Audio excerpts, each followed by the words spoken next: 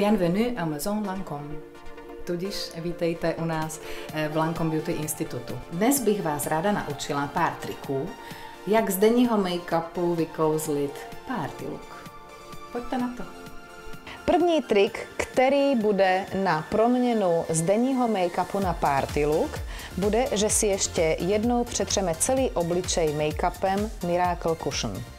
Budeme ho dávat v intenzivnější formě, protože přece jenom musí vydržet celý večer. Čím bychom asi chtěli zaujmout? Já si myslím, že na party by se nám hodily krásně intenzivní oči. První stín nanáším z vnějšího okraje do půlky oka.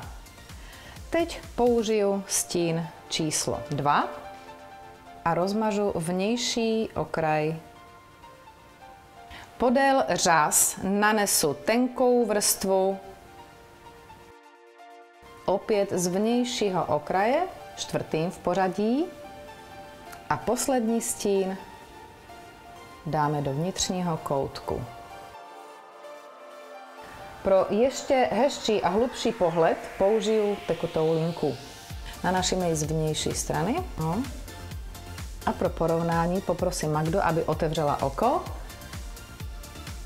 Takže použitím linky se nám opravdu nádherně zvýraznily oči. Ještě bych si pročesala trošku obočí.